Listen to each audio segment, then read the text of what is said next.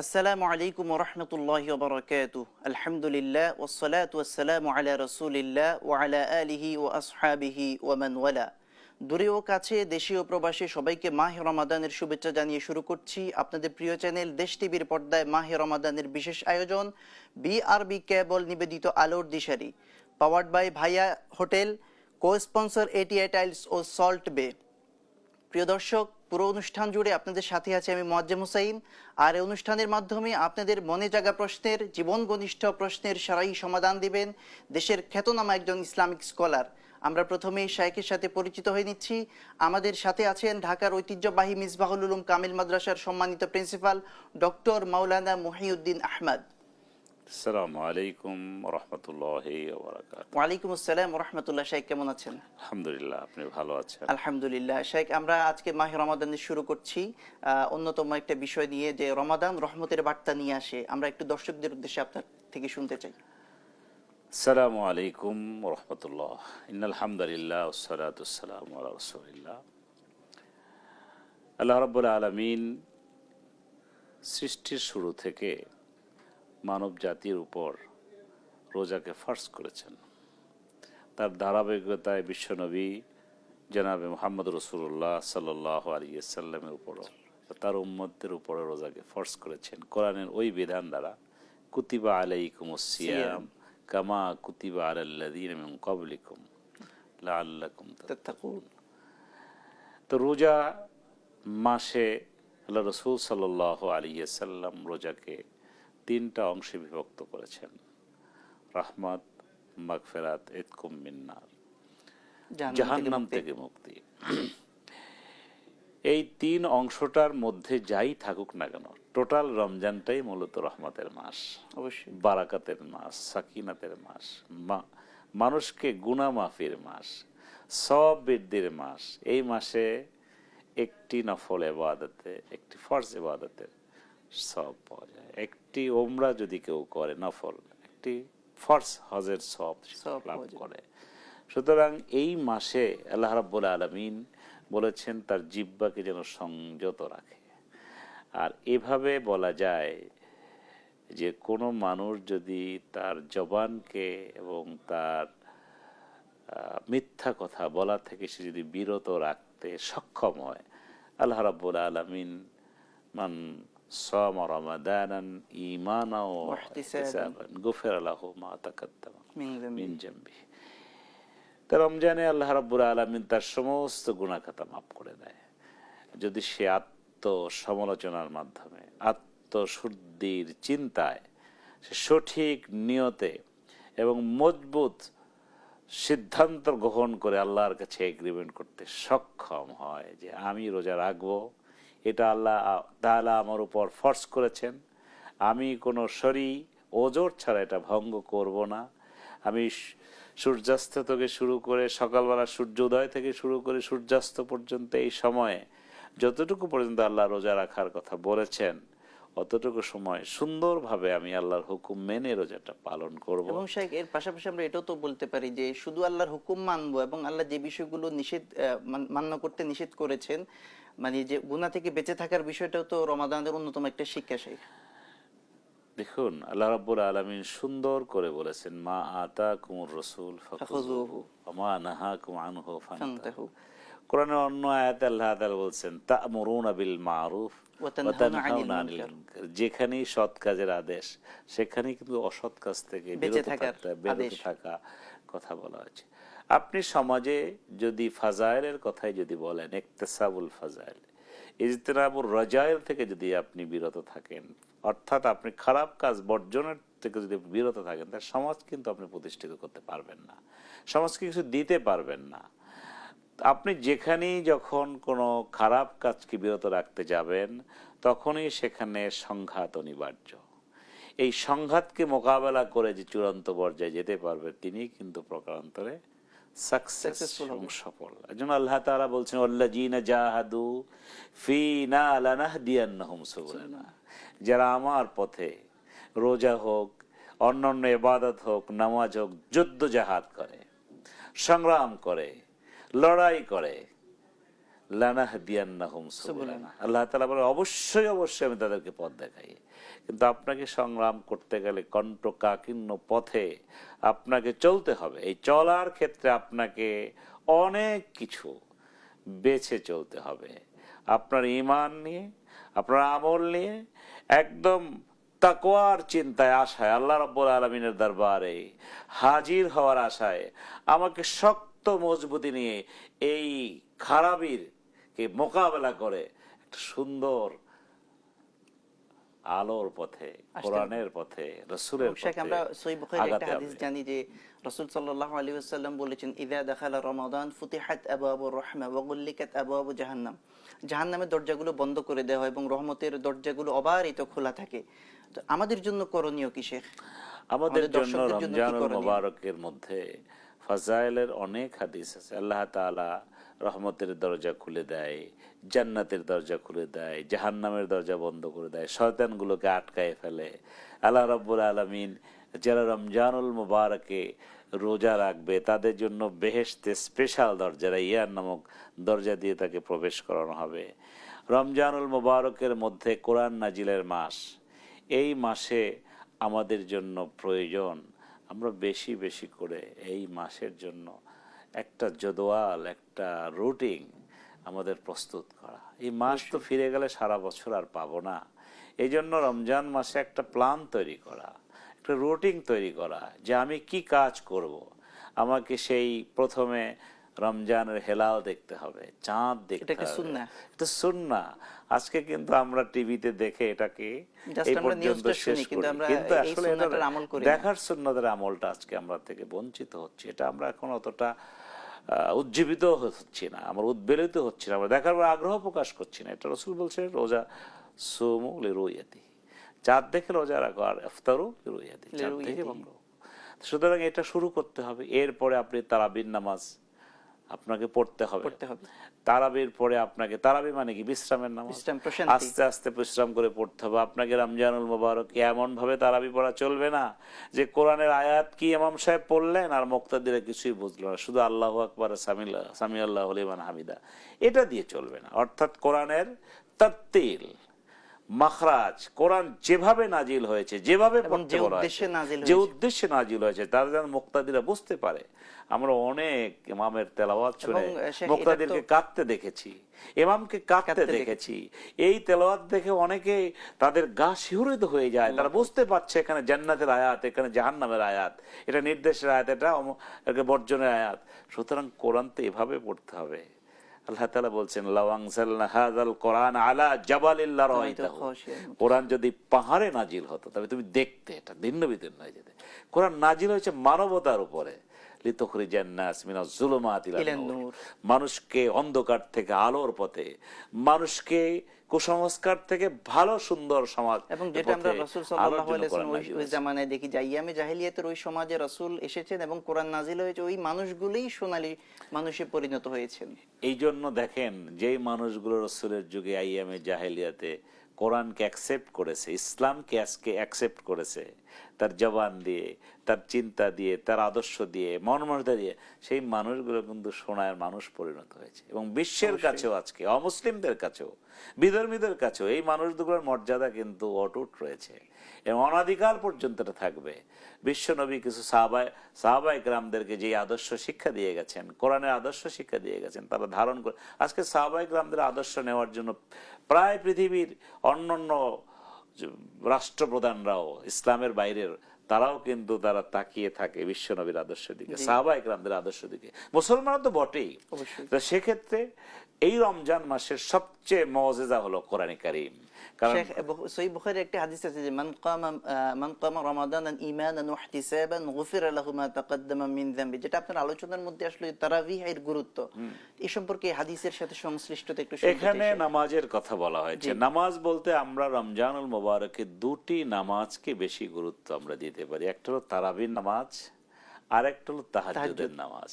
তাহাজ্জুদের নামাজ পড়ার ব্যাপারে অবারিত সুযোগ রয়েছে। অন্যান্য সময়ে আমাদের কেউ ডাকে না, মসজিদের ইমাম মুয়াজ্জিনও ডাকে না, এলানকারীও কেউ ডাকে না, কিন্তু রমজান মাসে সামাজিক যোগাযোগ মাধ্যম বলেন, টিভি বলেন, এলাকার বিভিন্ন বন্ধু-বান্ধব, পালা আত্মীয়-স্বজন পাড়া সবাই সবাইকে মহল্লায় কল দেয়।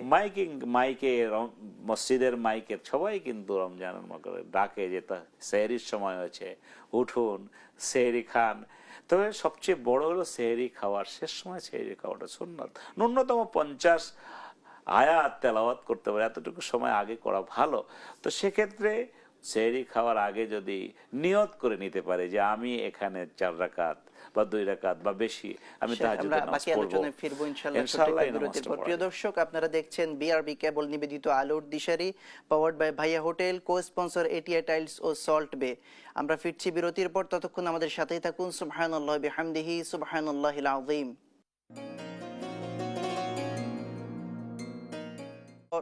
প্রিয় দর্শক, বিরতির পর ফিরে এলাম আপনাদের প্রিয় চ্যানেল দেশ টিভির পর্দায় মাহে রমাদানের বিশেষ আয়োজন বিআরবি কেবল নিবেদিত আলোর দিশারি, powered by Bhaiya hotel, co sponsor ATI tiles ও সল্ট বে। সরাসরি প্রশ্নোত্তরমূলক অনুষ্ঠান। আপনারা প্রশ্ন রাখতে পারেন আপনাদের জীবন ঘনিষ্ঠ প্রশ্নের, আমাদের শেখ সারাই সমাধান দেবেন ইনশাআল্লাহ। আমরা বিরতির পূর্বে শেখ আপনার সাথে আলোচনা করছিলাম তারাবি এবং তাহাজ্জুদ নিয়ে। তাহাজ্জুদের নামাজটার যখন আমরা সুযোগ পেয়ে গেলাম, আমাদের উচিত হলো ফামান কানা ইয়ারজু লিকা রাব্বিহি ফালিয়ামাল আমালান সালিহা। আল্লাহ রাব্বুল আলামিন কোরআন শরীফে অন্য জায়গায় বলেন ফাতাহাজ্জাদ বিহি নাফিলাতাল লাক। যদি নাফিলাতাল লাক শব্দটা আল্লাহ তাআলা না বলতেন তাহলে তাহাজ্জুদ কিন্তু ফরজ হয়ে যেত। সেক্ষেত্রে আমাদের বিশেষভাবে আল্লাহ রাব্বুল আলামিন রমজানে যে নেয়ামত দান করেছেন, এই নেয়ামতের যদি ফলগু ধারা আমাদের পেতে হয়, যে রহমতের ফলগু ধারা যদি আমাদের পেতে হয়, তো রমজান মাসটা আমাদের ইবাদতে কাটিয়ে দিতে হবে। রমজান মাসে বিশেষ করে তাহাজ্জুদের সময় যেহেতু আমাদের সময় আছে, সুযোগ আছে, আমাদের ইবাদতের এই সুযোগটাকে গ্রহণ করে ন্যূনতম 2 রাকাত হলো তাহাজ্জুদের নামাজ পড়ি এবং দীর্ঘ সেজদা পড়ি। আমাদের জীবনের যত গুনাহ খাতা আছে, পাপ আছে, অপরাধ আছে, আমাদের জানা অজানা কত অপরাধ আমরা করি, যদি ভোর রাতে আল্লাহর দরবারে সেজদায় করে রোনাজারি করি, আর আমার যদি প্রত্যাশার বিষয়গুলো আমি আল্লাহ রাব্বুল আলামিনের কাছে বলি, মনের ভালো কামনাগুলো যদি বলি, অপূরণীয় বিষয় এখনো পূর্ণাঙ্গ হয় নাই সেইগুলো যদি আল্লাহ রাব্বুল আলামিনের কাছে বলি, তা নিঃসন্দেহে এই তাহাজ্জুদ এবং রমজান মাসের তাহাজ্জুদের রোজা আল্লাহ রাব্বুল আলামিন এটা বারাকা দান করবেন, এর ভিতরে অনেক রহমত দান করবেন। সেক্ষেত্রে আমাদের উচিত রমজান মাসই এটাকে প্র্যাকটিসিং মুসলমান, তাহলে আমরা বাকি 11টি মাস সেটার ধারাবাহিকতা রক্ষা করতে পারব। কারণ রাসূল পাক বলছেন যে রমজান মাসের পরে যে মাসটা আষ্ট শাওয়াল, এই মাসে 6টি রোজা আছে, সে যদি 6টি রোজা রাখতে সক্ষম হয়, সে যেন সারাটি বছর রোজা রাখে। সেক্ষেত্রে রমজান মাসে আমাদের আল্লাহর রহমত পেতে হলে রমজান মাসের যে বিষয়গুলো আছে, 5-7টি বিষয় আছে। 1 নম্বরে আপনার চাঁদ দেখা, 2 নম্বরে তারাবি পড়া, 3 নম্বরে তাহাজ্জুদ পড়া, 4 নম্বরে সাহারি খাওয়া, একটি খেজুর হলো, একটু পানি হলো। অনেকে না খেয়ে রোজা রাখতে চায়, এটা ঠিক না। রাসূল সাল্লাল্লাহু আলাইহি ওয়াসাল্লামের সুন্নাত একটি খেজুর হলো। রাসূল তো বলেছেন তাসাহহারু ফাইন্না ফিস সাহুরি বারাকা। বারাকা, এই বারাকা গ্রহণ করার জন্য রমজান মাসে সাহারি খেতে হবে। সেটা একটা খেজুর হলেও সেটার মধ্যে অসংখ্য বারাকা রয়েছে। সুতরাং আমরা তো চাই আল্লাহুম্মা বারিক লানা ফি রজব ওয়া বাল্লিগনা রমাদান। আমাদেরকে বরকত চেয়েছি সেই রজব মাসে, পৌঁছাই দিতে বলছি রমজান মাসে। আল্লাহ পৌঁছে দিয়েছেন। আমরা সেটা যেতে হবে। তাহাজ্জুদের পরে আপনি সেহরি খেলেন, সেহরি খাওয়ার পরে ফজরের নামাজ পড়লেন। এখানে একটা প্রণিধানযোগ্য যেটা আমাদের সমাজ ব্যবস্থায় রয়েছে, ফজরের নামাজের টাইমটা জানতে হবে। রমজান মাসে আমাদের অন্যান্য সময়ের মতো ফজরের জামাতের সময় হয় না, এটাকে তাড়াতাড়ি দেওয়া হয়। ওয়াক্তটা শুরু হলেই সাথে সাথে পড়ায় মানুষ যাতে করে বিশ্রাম নিতে পারে। সেক্ষেত্রে রমজান মাসে এই ফজরের জামাতে শামিল হওয়া, ওয়ারকাউ মা'আর রাকিঈন, এই জামাতে শামিল হয়ে যদি আপনি এসে বিশ্রাম নিলেন, বিশ্রামের পরে আপনি পবিত্র কোরআনে কারীমের তেলাওয়াত দিয়ে, অর্থ পড়ে বা শুধুমাত্র তেলাওয়াত দিয়ে হলো আপনি আপনার রমজান মোবারকটা শুরু করেন।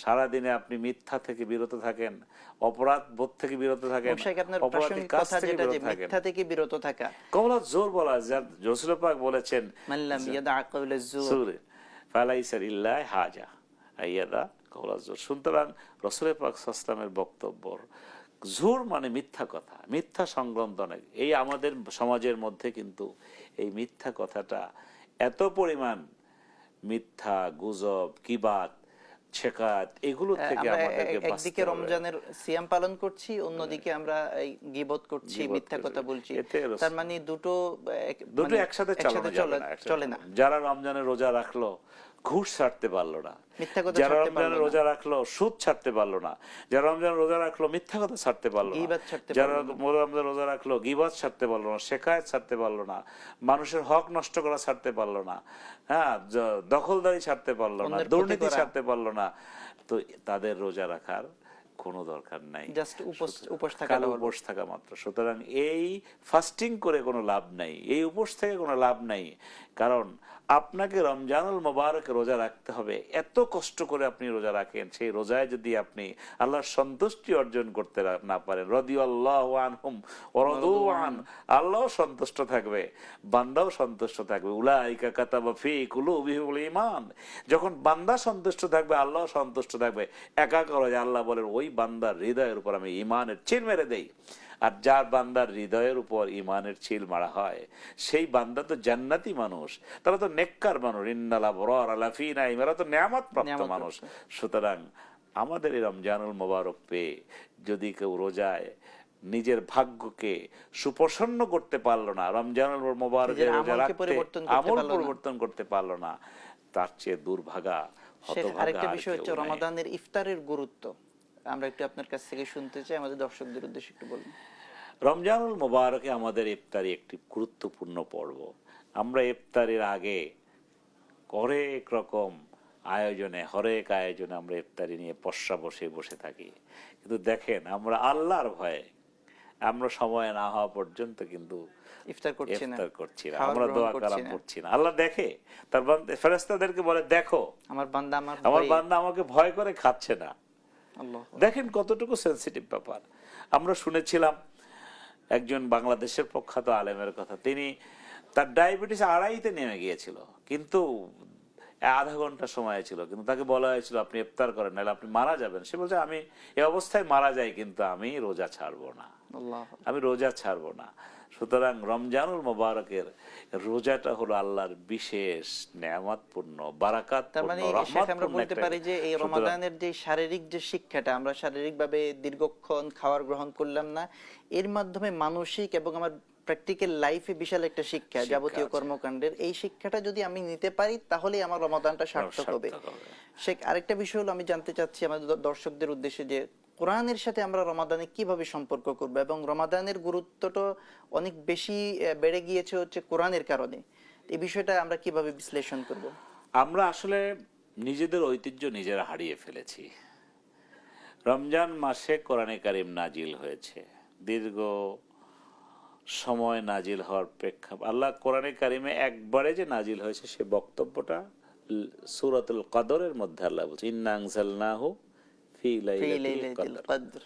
এই লাইলাতুল কদরের মধ্যে কোরআনে কারিম নাজিল করেছেন। সুতরাং লাইলাতুল কদরটা কিন্তু রমজানুল মুবারকে আছে। তা আবার বলা হয়েছে যে শেষ দশকের বেজোর রাতগুলোতে, 21, 23, 25, 27, 29, তাই না? তা সেক্ষেত্রে আমরা ধরি এখানে লাইলাতুল কদরের মধ্যে 9টি শব্দ আছে, 3 বার এই সূরার মধ্যে এসেছে। সুতরাং বোদ্ধাগণ, গবেষকগণ বলছেন 3 নং 27, আমরা 27টাকেই আমরা একটু বেশি বিবেচনায় নিয়ে থাকি, কিন্তু এর মানে এই নয় রাসূলের হাদিস কিন্তু বিজোড় সংখ্যার দিকে গিয়েছে। আমরা এই রমজানুল মুবারকের যে কোরআন নাজিল হয়েছে, কোরআন যদি আপনি একটি অক্ষর পড়েন, আলিফ লাম মিম বলছে প্রত্যেকটিতে 10টি করে। সুবহানাল্লাহ। কোরআনে কারীম আপনি দেখে পড়লেও সওয়াব, বুঝে পড়লেও তো আরো বেশি সওয়াব। আর রমজানুল মুবারকে তো সওয়াব তো অবারিত, অগণিত। সুতরাং এই রমজানুল মুবারকে যে কোরআন নাজিল হয়েছে এটা তো বোঝার জন্য, মানার জন্য, জানার জন্য। কোরআন শুধু পড়বো, বুঝলাম না, জানলাম না, মানতে শিখলাম না, তো সেই কোরআন দিয়ে লাভ কি? আমি একটা জিনিস দেখলাম, সেইটার পুরো আস্বাদন নিতে পারলাম না, জক নিতে পারলাম না, স্বাদ গ্রহণ করতে পারলাম না, আমার লাভটা কি? সুতরাং আমাদের তো উচিত, আল্লাহ তাআলা বলছেন কোরআনে কারীম, আফালা ইয়াকিলুন আফালা ইয়াতাফাক্কারুন আল্লাহ আফালা ইয়াতাদাব্বারুন। আল্লাহ কেন বলছেন? যে বান্দাকে তো শেখার জন্য বলছেন। আল্লাহ বলছে ইকরা বিসমি রাব্বিকাল্লাযী খলাক, প্রথম শব্দটাই পড়া, আল্লাহর নামে পড়ো। তা আল্লাহর নামে পড়বো আমরা, আল্লাহর নামে পড়া শুরু করলাম, কোরআন পড়লাম, অথচ কোরআনের আয়াত জানলাম না। কোনটা জান্নাতের আয়াত, কোনটা জাহান্নামের আয়াত, কোনখানে আল্লাহ বিধান দিয়েছে, কোনখানে আল্লাহ তাআলা বর্জনের কথা বলেছে, কোনখানে নির্দেশ দিয়েছেন, কোনখানে বিরত থাকার জন্য বলছেন, কোনখানে কাসাসের কথা বলছেন, আমরা শুধু পড়ে গেলাম, বুঝলাম না। এই জন্য আমাদের মুসলমানদের উপর দায়িত্ব হলো, সর্বাগ্রে দায়িত্ব হলো, কোরআন যেহেতু আল্লাহর ভাষা, কোরআন যেহেতু লাউহে মাহফুজের ভাষা, সুতরাং কোরআনকে পড়া, কোরআনের অনুবাদ জানা, কোরআনের তাফসীর জানা, কোরআনের আয়াতগুলো কেন নাজিল হয়েছে শানে নজুল জানা, প্রেক্ষাপট জানা, কোরআনের বিধানাবলী জানা।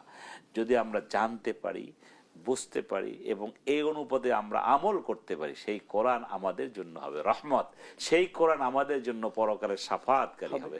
সুতরাং এই কোরআনকে শুধুমাত্র জুজদানের মধ্যে আটকে রেখে লাভ শেষ হবে করব না। আজকে ইনশাআল্লাহ। যে কথাগুলো বলেছি, আল্লাহ তাআলা আমাদেরকে আমল করার তৌফিক দান করুন। প্রিয় দর্শক, আজকে যে কথাগুলো আলোচনা করেছেন আমাদের শেখ, আমাদের প্রত্যেককে আমল করার আল্লাহ তাআলা তৌফিক দান করুক। দেখা হবে আগামী পর্বে একই টেলিভিশনের পর্দায় একই সময়ে। ততক্ষণ পর্যন্ত আল্লাহ রাব্বুল আলামিন আপনাদের আমাদের সবাইকে ভালো রাখুন, সুস্থ রাখুন। সুবহানাকাল্লাহুম্মা বিহামদিকা আশহাদু আল্লা ইলাহা ইল্লা আনতা আস্তাগফিরুকা ওয়া আতুবু ইলাইক। ওয়াসসালামু আলাইকুম ওয়া রাহমাতুল্লাহি ওয়া বারাকাতুহু।